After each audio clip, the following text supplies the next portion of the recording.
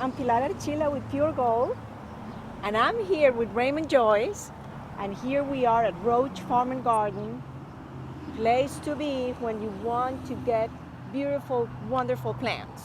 How are you this morning? I'm great. How about you? I'm doing wonderful, as always. Yes, beautiful spring morning here. Everything is in bloom around the county and around the area, so it's looking great. Yes. Now, Raymond, everything is in bloom, everything is beautiful. I would love to talk to you today about planting. Okay. Everything about planting, from when is the best time, also when is the best time to water my plants, everything about that. All right. So let's start with planting. I just bought from here a pear tree. All right. I did that yesterday, so it's still in the bucket.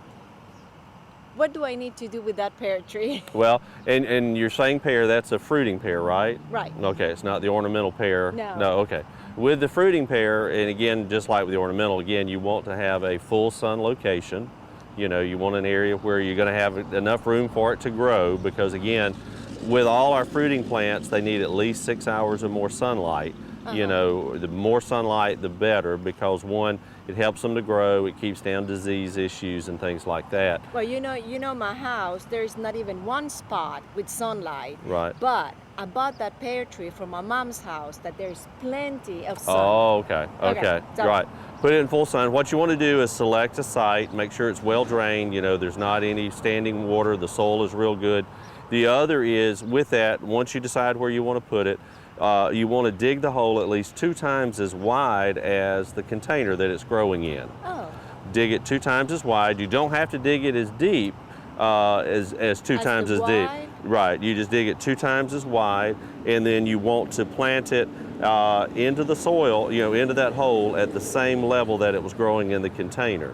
So 2 times as wide as far as the area, the container. Now, do I have to untangle the roots? Yes, what you want to do, once you get your hole dug and you figure out that it's at the level that you want it to be, and you may have to add some more soil back in from where you dug out to get it level, you want to take your hands and break up the root ball, which I know you don't like to do that, but you can wear gloves to do that.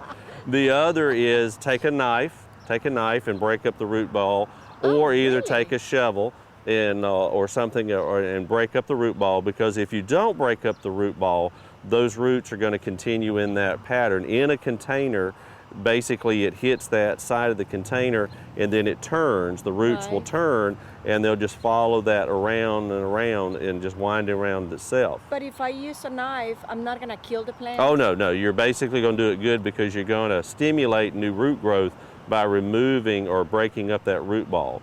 And then you just plant it, put it back in the hole at the same level it was growing. You know, again, you want the edge of the soil, edge of your hole to be the same level as where it was on the root ball. And then put your dirt back in, your soil back in, and water a little bit and let it settle. And then put the rest of your soil back in and put it back level, and make sure that you press in and make sure there's no air pockets in there, because again, you want to make sure it's pushed back in. And you don't have to add any organic matter back to the soil or anything like that. Just go with the native soil that way. I was going to ask you that. I have friends that tells me that when I'm planting roses or when I'm planting wherever, I always have to put a banana peel in the bottom, so my plants and my roses are going to look better. Right. Well, you're probably getting some fertilizer from them, very little nutrient value from that. I mean, you know, again, it's going to break down, you know, in the soil, and it's basically going to release some nutrients, but it's not going to be as much as you would from, say, a commercial fertilizer or from another organic source like fish emulsion or something like that. But what you also can do, you know, many people will add, you know, put coffee grounds in there. We talked earlier, you know, eggshells. People will do that as well. But this is afterwards? No, well, you can do it afterwards, right now. Or in the hole. Or in the hole as well. And again, you're going to get some nutrients, but it's not going to be much for the plant. Mainly, I think it's more of a kind of a, well, particularly with your banana peel, it's going to be more feel good. Now, coffee, Coffee, the studies do show that there is some micronutrients in there, a little bit of phosphorus and potassium. With the eggshells, you're going to get calcium. That's what eggshells are made of. That's the reason we feed chickens calcium. Oysters, shells are calcium to make the shell. So as it breaks down, you might get a little bit of that as well. But again, you have to be careful with calcium, because if it's an acid-loving plant like a azalea, you don't want to put the eggshells in there, because you would make the soil pH maybe change a little bit. But once you get that plant planted and everything, don't put any fertilizer in the hole or anything like that, any commercial fertilizer. You can put Osmocote on top of the soil, which is a slow-release fertilizer. But generally we recommend waiting about 6 weeks after you plant before you start fertilizing. But now after you get it planted and watered and settled, take and put straw or other kind of mulch, whether it be bark, hay, or whatever, put it around the tree to help keep the soil cold or cool, and also to keep weeds down and help hold the moisture there. And that keeps the weeds and grass, because you don't want the lawnmower running up and hitting your new planted plant, or either using a string trimmer to come in there and cut the bark as well.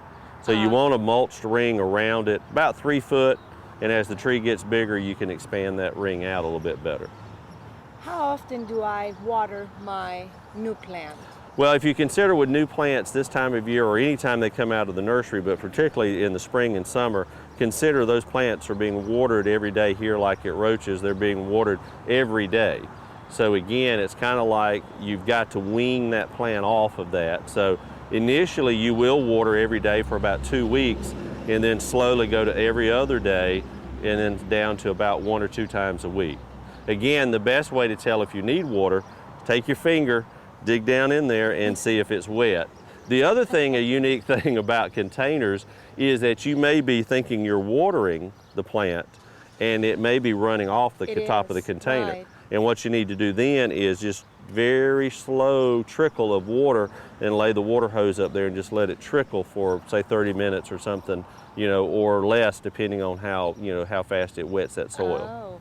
What about if I put like one of those plates or under, so, under the, I guess the pot, so the water will stay there and the plant can absorb.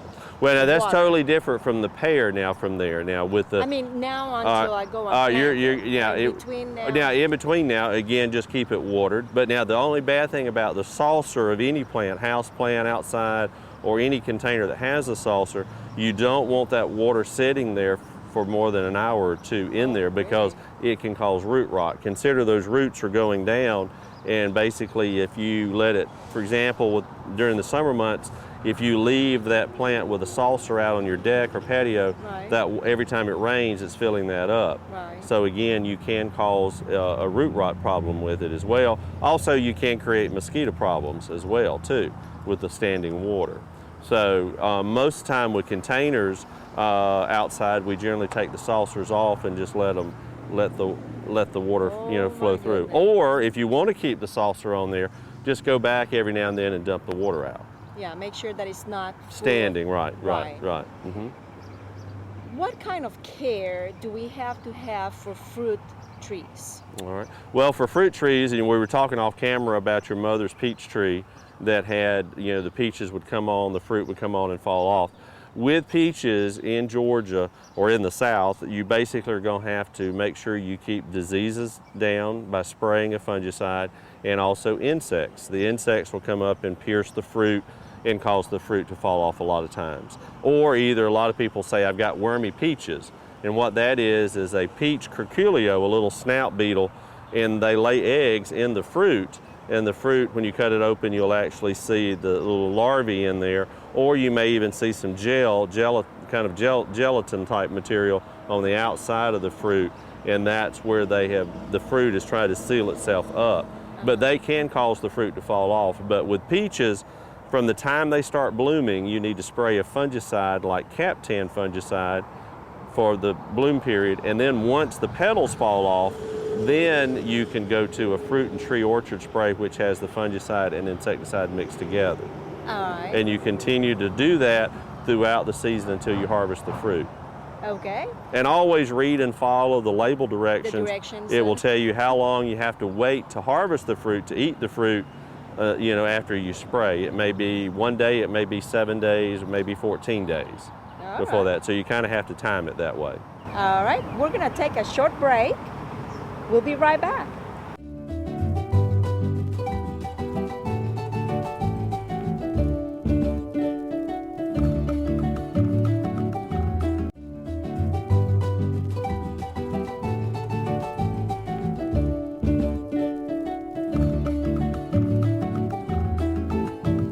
We're back with Raymond Joyce. Here we are at the Roche's Farm and Garden, surrounded by beautiful, gorgeous plants. And Raymond, let's talk about the hibiscus. Okay. Well, with the hibiscus, you were saying you had a problem with the hibiscus. Yes, I Okay. have a big problem. I have squirrels, that's not a secret. Right, And they love, every time I have a new bloom, right, they just love to take them and eat it. right, right. Yeah. So I mean, I cannot have a healthy, beautiful, gorgeous plant anymore. Yeah. Well, and that is one of the problems with hibiscus, is squirrels. I've had calls about people saying, you know, they're not blooming, they're not blooming. We fertilized them, we've watered them, we've done everything right, they're green, but again, the blooms. And I always ask, I go, did you ever see a bud? And they would say, yeah. But then, you know, what they'll do is the squirrels will come in and pop them off that way. Squirrels will also dig in the containers that you may have them in as well, around a patio or somewhere like that.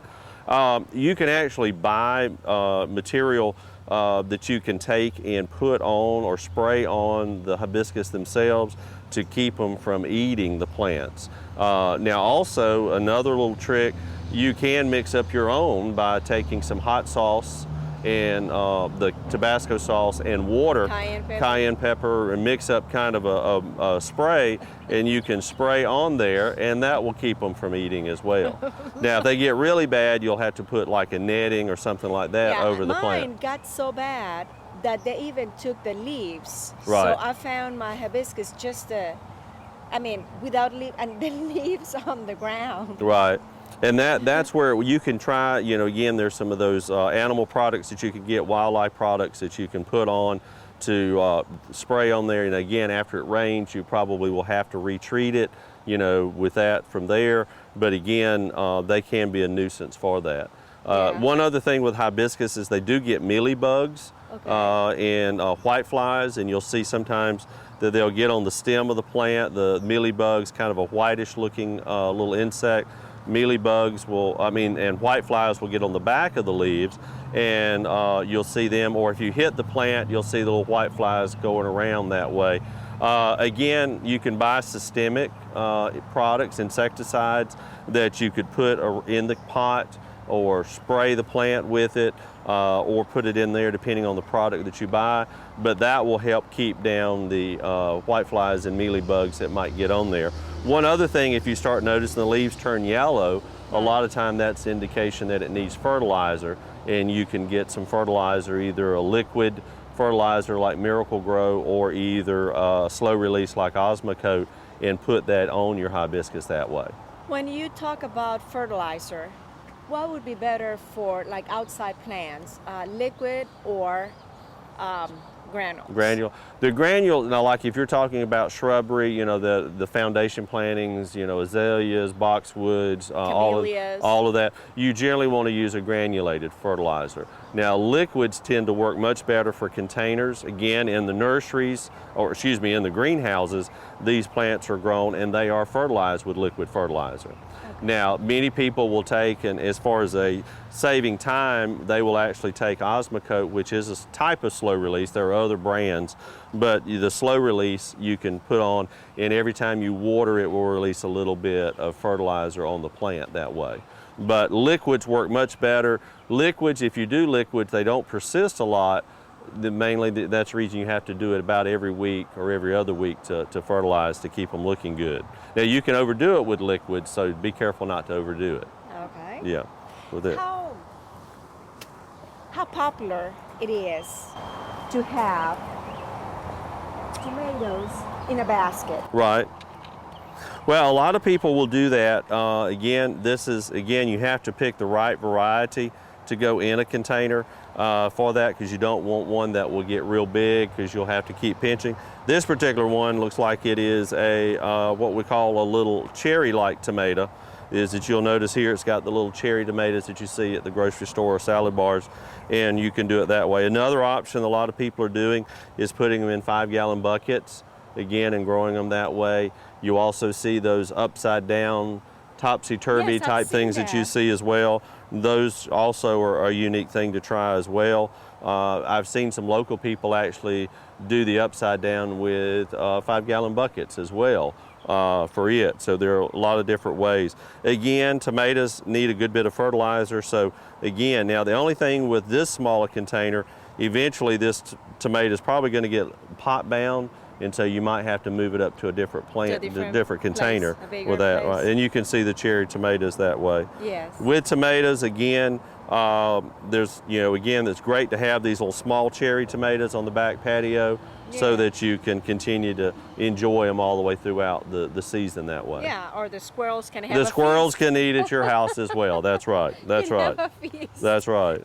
Right. Let's talk about the Japanese myrtle. Maple. Maple. Maple. We're gonna get your English straight. No.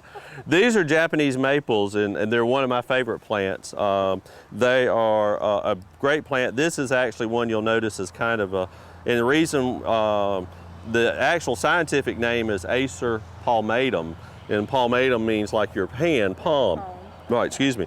And you'll notice the leaves, normally, like on this purple version, you'll see kind of like fingers with a hand there. Yeah. But you can get these real thread-like ones here that you'll notice it has kind of two different shaped leaves. These are a little bit bigger. These are narrow here.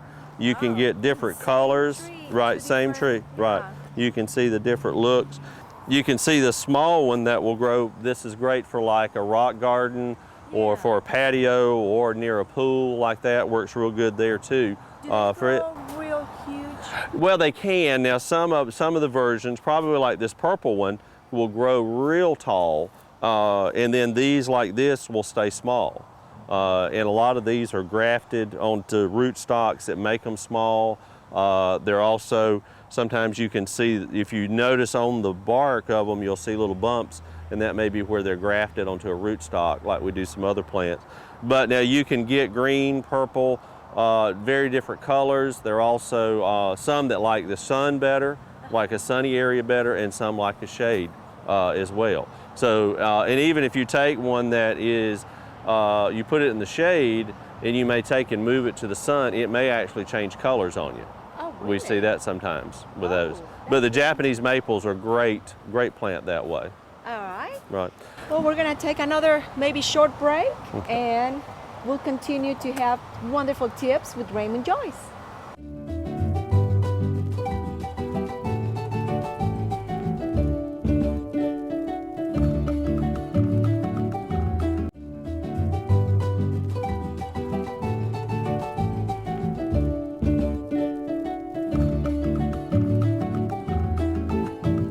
Raymond, we have a sago plant, palm here.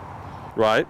Well, we were talking about, you said that it's not really a palm? It's not really a palm. We call it a sago palm, but it's actually a cycad, C-Y-C-A-D. It's actually a cycad, but most people call it a sago palm, but it's not really like you see the palm trees, Right. that you see around the beach or in tropical areas and all like that. This is a plant that's a lot of times used around entryways to houses, and also around pools and all. It's a great plant. There's actually a male plant and a female plant. And you will see a lot of times, I have been in people's landscapes and actually seen, male version and a female version. So it's What is the difference? Well, how do I know? I have one of those in my house. I have one This of is a those family in my show mom's now. house. This is a family show. So no. Actually, the way it is that you will see is that the reproductive parts of it, you'll actually see you'll see a different reproductive part on it. Basically, it will come from the center, and you'll see a difference in it there. Particularly around homes where they've used a lot of them, you will see that you'll see a different shape and look of the plant coming out as well that you'll see. Now, these really took a beating this winter from the cold, the severe Yes. cold that we had. A lot of the leaves have turned completely brown, and we basically got our fingers crossed that a lot of those plants will come back, and we just have to wait and see. With the fronds actually come out of the center. So if this plant, I'm gonna bend down here a little bit, if this plant right here with the center, if this is where the growing point is for these plants, and what'll happen is that they will actually come out again. If this growing point is alive, it will send out new fronds. But what you need to do now, if you happen to have one of these at home, is to actually take and cut the fronds off of it that are dead, and then just cross your fingers and hope that it will come back out again. If it doesn't, then basically just pop them up and come to the nursery and get you another one like this to replace it, right? But they're in times that we have those teen temperatures like we had in the cold and freezing temperatures, this is more of a plant that you would see. We're kind of out of its zone. It's more over the coast down into Florida that you would see warm weather. Now, a trick to this, next winter, if we look like we're going to have some of those temperatures, take a blanket or a sheet and just lay over it, and hopefully that will help to keep it from being killed back that way. Well, if you are one of the ones that lost this plant this winter, we have here at Roche's this plant, so you can come on and get it. Right. Okay, I love this right here. Right, this is another tropical plant that's kind of, we use it more. You could cross your fingers again, but the Ixora, or IX, I can never say that. It's Ixora. It is there we go, thank you. It is a plant that is tropical, and with it, what you're seeing is has these orange blooms, and you will see this. And again, it would be one of those that you would need to give some winter protection for through the winter here in our area. But again, it's a great patio plant or container plant that you would put around just to have some color through the summer that way. And a great plant to have. Again, you would need in the wintertime, have to give it a little protection, possibly. Or if it does die back, as long as the root system doesn't die, it'll sprout back out. So this is one of the plants that is going to stay outside, and hopefully, the sago palm, this plant will be also outside as well, that you would have. I see this one right here. Oh, okay. This plant, I've seen people in their mailboxes with this plant. This is a mandevilla, mandevilla, and it is one that you would want to put on a trellis, or tie it like to a mailbox or something like that. This one is not quite in bloom yet, but it has beautiful flowers. This one actually is a pink version, and there's also yellow version is real popular as well. But again, it is a plant that it may or may not survive through the winter, depending again on the how cold it is. But it is a great plant to have for the color through the summer, beautiful color and all. And again, in the wintertime, just give it some protection, if you have it, and that way it will come back right. Hopefully.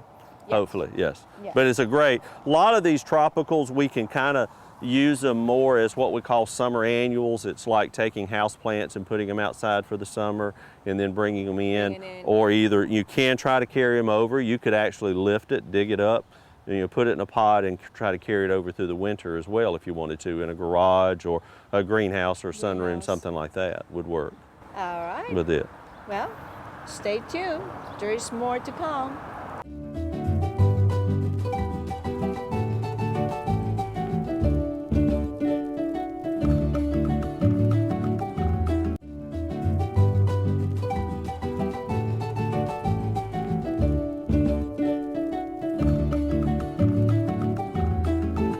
Here we are in front of the Duranta.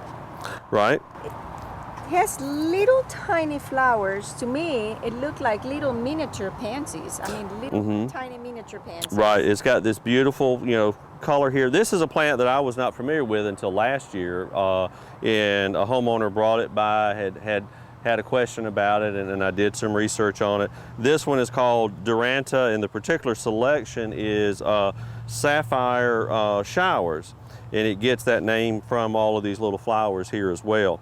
Again, it is a summer plant that you would put out. Again, it would need some protection during the winter time, but with this plant, if it dies back in the winter, the root system will come back out again. It's more like some of our perennials that we have that come back each year.